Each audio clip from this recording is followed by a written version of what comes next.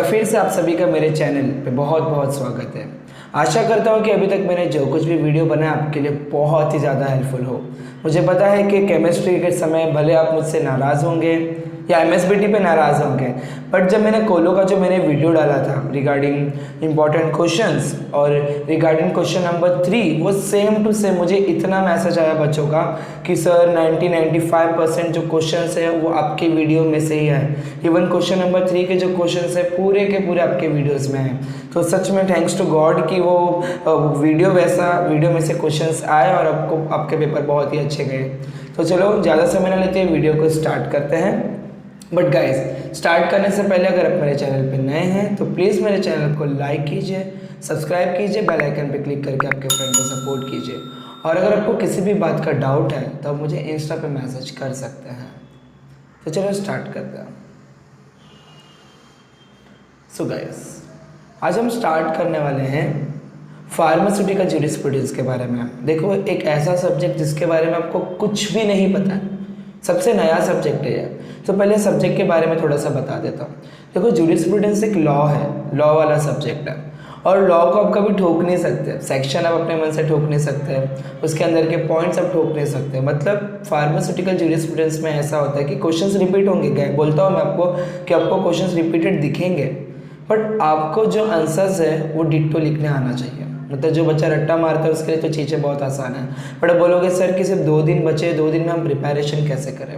तो गाइस, सबसे पहले तो पेपर पैटर्न को समझो। उसके बाद जो क्वेश्चंस मैंने आपको बोले हैं वो क्वेश्चंस को लिख लिख के प्रैक्टिस करो, क्योंकि क्या होता है कि समय बहुत ही ज़्यादा कम है और मैंने स्टार मार्क वाले क्वेश्चंस दिए हैं। तो अगर आपने वो सब प्रिपरेशन किया तो शायद हो सकता है कि 21 जो आपका पेपर है वो बहुत ही अच्छा था।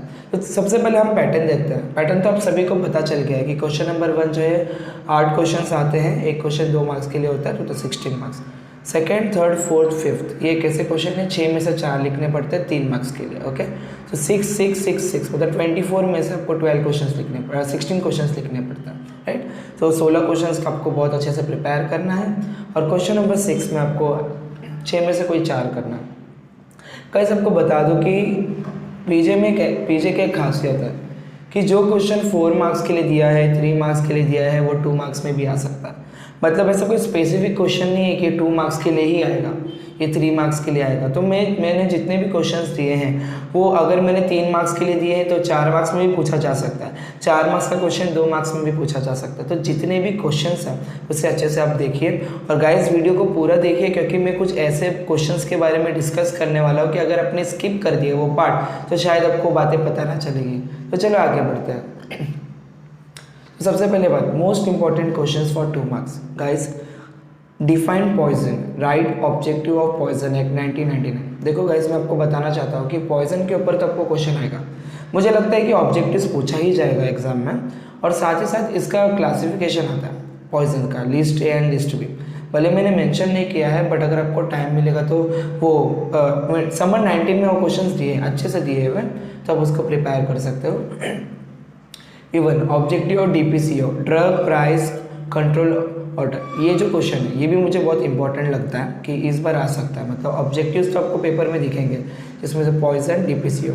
थर्ड क्वेश्चन जो है ना गाइस, इसका ऑब्जेक्टिव करके रखिए, क्योंकि 4 मार्क्स में मैंने एक ऐसा क्वेश्चन दिया है जो इससे रिलेटेड है। तो अगर आपने वो प्रिपेयर किया तो आपका वो भी प्रिपेयर हो जाएगा। ओके, ऑब्जेक्टिव ऑफ DMR मतलब ड्रग एंड मैजिक रेमेडीज़ के ऊपर तो बहुत बार क्वेश्चन है, हर पेपर में दिखता है। शायद इस बार भी फिर से आ जाए, इसलिए मैंने वो क्वेश्चन वापस से लिख के रखा है गाइस। उसके बाद ऑब्जेक्टिव NDPS का भी क्वेश्चन मुझे इस बार लग रहा है कि बहुत इंपॉर्टेंट है। तो मैंने आपको जो जो चीज़ बोल रहा हूँ कि ऑब्जेक्टिव्स हो गया आपका पॉइजन का, DPCO का या DMR का, NDPS का, इस बार के लिए अच्छे से प्रिपेयर करके रखिए गाइस। कॉस्मेटिक के ऊपर डेफिनेशन मुझे ऐसा लग रहा है कि 2 मार्क्स के लिए आएगा गाइस। डेफिनेशन डिट्टो चाहिए, डिट्टो। मैं आपको बोल रहा हूँ ऑब्जेक्टिव्स वगैरह अगर उधर 3 लाइन लिखा है तो 3 ही लाइन आपको लिखना है, मॉडल आंसर में जैसा दिया हुआ है। कोई ज़रूरत नहीं है 2 मार्क्स के लिए 4 पॉइंट करना है। लॉ मतलब जितना स्पेसिफिक बोला गया है, कॉस्मेटिक्स का डेफिनेशन जैसा है वैसा ही लिखना है आपको। मुझे लग रहा है कि 7th वाला क्वेश्चन भी इस बार आने का बहुत चांसेस है। 8th वाला क्वेश्चन तो आप करके रखिए, हर पेपर में आपको ऑब्जेक्टिव मिलेगा ही फार्मेसी एक्ट का। और हो सकता है, मुझे ऐसा लगता है कि 9th और 8th क्वेश्चन कंबाइन करके भी आए कि रजिस्टर्ड फार्मासिस्ट का तुमको डेफिनेशन करना है और ऑब्जेक्टिव्स भी लिखना है, तो ये भी इंपॉर्टेंट है। 10th वाला क्लैंडस्टाइन अरेंजमेंट, ये एग्जाम में बहुत कम बार पूछा गया है, बट मुझे लगता है कि इस बार आने का चांसेस ज़्यादा है। इसका आपको समर 17 में भी मिल जाएगा आंसर। और फिर समर, मैं तो बोल रहा हूँ पीजी के लिए आप जो पढ़ाई कर रहा है वो मोस्ट ऑफ द क्वेश्चंस मुझे लग रहा है कि समर 18 एंड विंटर 18 से आ सकते हैं, तो इन दोनों को तो आप अच्छे से प्रिपेयर करके रखिए। फिर 11th वाला क्वेश्चन, तो मुझे लग रहा है इस बार एडवर्टाइजमेंट के ऊपर क्वेश्चन पहले भी आ चुका है, बट मुझे लगता है कि इस बार मैजिक रेमेडीज तो पक्का आएगा, बट मैं बोलूँगा कि आप एडवर्टाइजमेंट और मैजिक रेमेडीज दोनों भी करके रखो। 12th वाला क्वेश्चन है, और 11th वाला क्वेश्चन ना वो लोग 2 मार्क्स, ज़रूरी नहीं है कि 2 मार्क्स के लिए डाले, 3 या 4 मार्क्स के लिए भी आ सकता है। 12th वाला क्वेश्चन भी मुझे लगता है कि 3 मार्क्स के लिए आ जाएगा, ये समर विंटर 18 का ही क्वेश्चन है, तो उसमें से देखिए 13th वाले क्वेश्चन भी हमेशा पूछे गए, गार्जियन माइनर, और इस बार मैंने ल्यूनाटिक का आंसर है वो आपको समर 17 में मिल जाएगा। ओके, ये 14th वाला एक्स ऑफिसियो मेंबर्स, पीसीआई का पूछा जाता है, एक्स ऑफिसियो मेंबर, डीटीएबी का पूछा जाता है, स्टेट फार्मेसी काउंसिल का पूछा जाता है, जॉइंट फार्मेसी काउंसिल का, वैसा मतलब बहुत सारा है, बट ये सिलेक्टेड करिए। 15th वाला क्वेश्चन जो है शेड्यूल एक्स के मैं तो बोलूँगा 3-3, 4-4 ड्रग्स से देख के चाहिए। 16th वाला जो क्वेश्चन है एनडीपीएस के फंक्शन, जिसमें नारकोटिक कमिश्नर का फंक्शन और कंसल्टेटिव कमेटी का फंक्शन, अभी तक तो 1-2 बार ही पूछा गया है, बट मुझे लगता है कि इस बार आ सकता है ना। तो इसको जरूरी नहीं कि 2 मार्क्स के लिए, 3 मार्क्स से 4 मार्क्स के लिए भी आ सकता है। तो ये 16 क्वेश्चंस को आपको प्रिपेयर करके रखना है 3 मार्क्स के लिए। गाइस देखो मैंने क्वेश्चंस तो दिए हैं बहुत है, बट मैं चाहता हूँ कि जो स्टार मार्क वाले हैं उसको आप अच्छे से करके रखिए, क्योंकि उसका रिपीट होने का चांसेस बहुत है। तो फर्स्ट वाला क्वेश्चन ये तो हमेशा पूछा गया, रिकमेंडेशन है डीएससी का, कभी 2 मार्क्स के लिए तो कभी 3, तो ये इंपॉर्टेंट क्वेश्चन है। एजुकेशन रेगुलेशन के ऊपर भी एवरी टाइम क्वेश्चन है, तो भी आपको करके रखना है। थर्ड वाला फंक्शन ऑफ पीसीआई भी हमेशा पूछा गया है।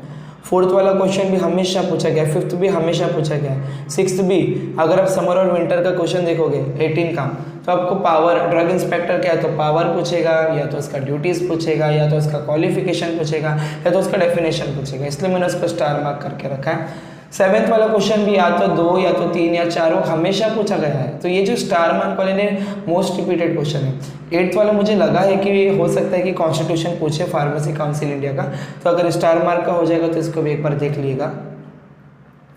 Essential requirement of bonded laboratory भी बहुत बार पूछा गया। 10th कॉन्स्टिट्यूशन, इस बार मुझे लगता है कि जो, क्योंकि मैंने देखा कि समर 19 में ऐसा ऑब्जेक्टिव पूछा गया, कॉम्पोजिशन है ऑब्जेक्टिव कुछ तो पूछा गया था जॉइंट स्टेट फार्मेसी काउंसिल के ऊपर, तो मुझे इस बार लगा कि कॉन्स्टिट्यूशन भी आ सकता है। Definition opium cannabis Coca leaf edit, guys definition अगर आपको नहीं होता है तो उसको स्किप करके अब बड़े बड़े क्वेश्चंस के ऊपर फोकस करना है, क्योंकि कभी कभी क्या होता है कि हम चलते हैं डेफिनेशन लर्न करना, डेफिनेशन में हम कंफ्यूज हो जाते हैं, तो टाइम बहुत कम है। अब ये सिलेक्टेड डेफिनेशन से एग्जाम में आते हैं, बट मैं तो आपको बोलूँगा पहले आप बाकी चीज़ों को प्रिपेयर करिए, बाद में डेफिनेशंस को हाथ लगाइए।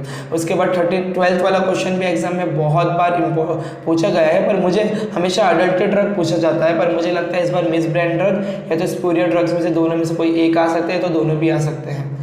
13th वाला तो आपको हमेशा अच्छे से करके रखना है, क्योंकि ड्रग इंस्पेक्टर और गवर्नमेंट एनालिस्ट के ऊपर क्वेश्चन पक्का पूछा जाता है। 14th वाला क्वेश्चन हर पेपर में रिपीट हुआ है, तो उसको भी आपको अच्छे से करना है। 15th वाला जो मुझे लग रहा है कि वो भी हमेशा रिपीट हुआ है, तो उसे भी कर लीजिए।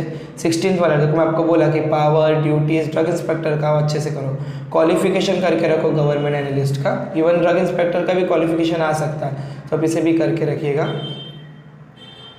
18th वाला क्वेश्चन जो है दोस्तों मैं आपको बताना चाहता हूँ कि ये जो है ना फैसिलिटीज़ टर्मिनेशन ऑफ प्रेगनेंसी का अंडर, अभी वो कैमरा के नीचे नज़र नहीं आ रहा, अंडर MTP एक्ट। MTP मतलब क्या हो गया आपका medical termination of pregnancy act. Guys देखो MTP 2 एक्ट है, एक मेडिसिनल टर्मिनेशन ऑफ प्रेगनेंसी है और दूसरा है मेडिसिनल एंड टॉयलेट प्रिपरेशन। तो उसका ईयर याद करके जाओ। देखो मैंने यहाँ पर देखा है कि मेडिसिनल एंड टॉयलेट प्रिपरेशन का जो ईयर है वो 1955 है और मेडिकल टर्मिनेशन ऑफ प्रेगनेंसी का 1971 है। तो ईयर देख के जाओ, कंफ्यूज मत होना। Okay, how pharmacy should be handle the prescription, handling of prescription के ऊपर भी एग्जाम में क्वेश्चन आया है बहुत बार। अब देखोगे तो समर 19 में तो वो 4 मार्क्स के लिए भी आया है, तो इसको करके रखना। मैंने स्टार मार्क नहीं किया, बट अब चाहिए तो करो।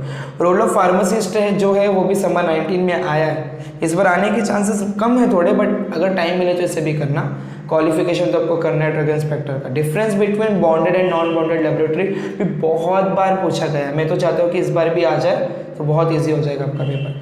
23 वाला क्वेश्चन देखो गाइस, या तो 18 या तो 23, ये दोनों में से आपको एक क्वेश्चन तो एग्जाम में पक्का दिखने वाला है। तो बोनाफाइड रीजन और फैसिलिटी से दोनों भी अच्छे से करके रखो टर्मिनेशन ऑफ प्रेगनेंसी का। ओके, 24 वाला क्वेश्चन भी एग्जाम में बहुत बार पूछा गया है, इस बार शायद आया तो 2 या 3 मार्क्स के लिए आ जाए। और discuss pharmacist in relation to his job. Guys मैंने 3rd चैप्टर में आपको कुछ एथिक्स है, उसमें बहुत अलग अलग चीज़ें दी है कि pharmacist in relation to his trade, job, profession. Trade हमेशा पूछा गया है, प्रोफेशन भी पूछा गया है, मुझे लगता है इस बार जॉब रिपीट हो जाए, तो जॉब को आप अच्छे से करके रखिएगा। 4 मार्क्स के लिए देखो, ऑफेंसेस एंड पेनल्टीज एनडीपीएस का ये वेरी इंपॉर्टेंट क्वेश्चन है, हमेशा आपको दिखेगा कि बहुत सारा है, तो सब नहीं लिखना है आपको, कोई 4 अच्छे से करना। उसमें 15-16 दिखेंगे तो 15-16 आपको लर्न नहीं करना है, कोई 4 ही अच्छे से लर्न करना है। ओके, और क्योंकि अब बच्चे वो क्वेश्चन को देख के बहुत डर जाते हैं, इतना बड़ा आंसर आपको उतना करना ही नहीं है, आपको इसमें से कोई 4 पार्ट याद करना है, समय मिलेगा तो। और सब रिपीट को सब एक दूसरे से रिलेटेड होते हैं, तो आपको ऑफेंसेस एंड पेनल्टीज में कोई डरने की जरूरत नहीं है। सेकंड क्वेश्चन भी एग्जाम में बहुत बार पूछा, देखो कभी हमेशा पूछा जाता है कि which operation are controlled by central government या तो स्टेट गवर्नमेंट, दोनों में से कोई एक, बट समर 18 या विंटर 18 में ये दोनों भी मिला के पूछा गया है, तो वो क्वेश्चन अच्छे से करना। ये मुझे लगता है कि या तो सेंट्रल या तो स्टेट गवर्नमेंट के ऊपर क्वेश्चन आएगा। फंक्शन ऑफ सीडीएल तो वेरी वेरी वेरी इंपॉर्टेंट है, हमेशा पूछता है। शेड्यूल एन भी हमेशा पूछा जाता है, तो ये आपको करना है। Offences and penalties of MTP medicine and toilet preparation, मुझे लगता है कि इस बार आ जाए तो वो करके रखो। 6th वाला क्वेश्चन, या तो duties of drug inspector in relation to sale या तो इन रिलेशन टू मैन्युफैक्चर। देखो यहाँ पर लिखा है मैंने, या तो सेल या तो मैन्युफैक्चर, ये दोनों में, और ये दोनों को रिलेटेड है तो आप आराम से लिख सकते हो। 7th वाला मैंने आपको बोला था कि मैंने क्वेश्चन 2 मार्क्स के लिए जो ऑब्जेक्टिव फार्मास्यूटिकल लेजिस्लेशन दिया है, इसमें स्कोप भी आपको लर्न करना है, तो अपना ऑब्जेक्टिव किया तो ये आपका हो जाएगा। 8th वाला जो है लाइसेंस, गाइस ये वेरी वेरी वेरी इंपॉर्टेंट है। 8th वाला आपको ये संबर 17 में मिल जाएगा। लाइसेंस के लाइसेंस मतलब फॉर्म 19, फॉर्म 20, 21, ये सब के ऊपर क्वेश्चन आता है आपके। मैं आपको पेज नंबर भी चाहिए तो बताता हूँ कि 5th चैप्टर में, wait a minute, 5th chapter में आपको ना लाइसेंस, पूरे लाइसेंस कौन से पेज पे हैं वो बताता हूँ। वो बॉक्स देख के जाना, वो हमें उसके ऊपर आपको एग्जाम में क्वेश्चन पक्का मिलेगा, क्योंकि मैंने बहुत बार देखा है कि उसके ऊपर क्वेश्चन आया है। पेज नंबर आपको 5.18 पे आपको मिल जाएगा, वो इम्पॉर्टेंट है तो वो करके रखना है ना। ये 8th वाला क्वेश्चन, इससे रिलेटेड 2-3 मार्क्स में क्वेश्चन आ जाएंगे। 9th वाला क्वेश्चन, 9th और 10th ये दोनों में से भी एक क्वेश्चन आने का चांसेस बहुत है। या तो classes of advertisement which is exempted, या तो एडवर्टाइजमेंट विच आर प्रोहिबिटेड, या तो एग्जेम्प्टेड या तो प्रोहिबिटेड, इन दोनों पे एक क्वेश्चन पक्का आपको दिखने वाला है। 11th क्वेश्चन भी इंपॉर्टेंट है, बट मेरे को इतना इंपॉर्टेंट नहीं लगा वो। 12th वाला भी अच्छे से करके रखिए अगर टाइम मिला तो। 13th वाला तो आपको करना है। 14th और 15th अगर टाइम मिले तो करना। गाइस 15 देखो शेड्यूल, अभी आप लोगों ने पूरे साल तो पीछे पढ़ा नहीं, तो आपको शेड्यूल्स वगैरह शायद लर्न ना हो, बट मैं बोलूँगा जितने शेड्यूल्स मैंने दिए हैं वो तो 2 या 3 मार्क्स के लिए आ सकते हैं। और 14 वाले डेफिनेशंस भी बहुत बार पूछे, तो मैं तो आपको बोलूँगा डेफिनेशंस वगैरह साइड में रखिए, पहले जो बड़े बड़े आंसर्स है, क्योंकि बड़े बड़े है ना डेफिनेशन एक्यूरेट चाहिए होता है, पर बड़े बड़े आंसर्स में हम थोड़ा अपना पॉइंट लिख सकते हैं, तो उसके ऊपर फोकस कीजिएगा। 16th वाला मुझे ऐसा लगता है कि मेडिसिन एंड टॉयलेट प्रिपरेशन के बीच का डिफरेंस है, कुछ तो इससे रिलेटेड पूछेगा, तो ये 16th वाला करके रखिए। 17th इतना इंपॉर्टेंट नहीं, बट मुझे लगा कि आ सकता है। और 18th वाला रिपाट्रिएट या यूजीसी डिस्प्लेस्ड पर्सन के ऊपर क्वेश्चन आता है। होप सो गाइस आपको ये वीडियो बहुत पसंद आया होगा। अगर पसंद आया तो प्लीज़ मेरे चैनल को लाइक करिए, सब्सक्राइब कीजिए, बेल आइकन को क्लिक करके सपोर्ट कीजिए, क्योंकि इतने अपने टाइम में से मैं आपके लिए टाइम निकाल रहा हूँ, तो आपको सिर्फ एक ही काम करना है, वीडियो को देखना है अच्छे से और सब्सक्राइब करके आपके फ्रेंड को शेयर करना है। और अगर आपको कुछ भी डाउट है तो आप मुझे इंस्टा पे मैसेज कर सकते हैं। मैं सच में खुश हूँ कि बहुत सारे बच्चों ने मुझे इंस्टा पे मैसेज किया, डाउट क्लियर किए हैं आपने। और पीजे के लिए मैं आपको बोलता हूँ कि क्वेश्चन रिपीट होगा, बट उनको आंसर डिट्टो चाहिए होता है, तो डेफिनेशंस वगैरह डिट्टो लर्न करने का काम कीजिए, और जो बड़े बड़े आंसर जो मैंने स्टार मार्क किए उस पर ज़रूर फोकस कीजिएगा। Thank you.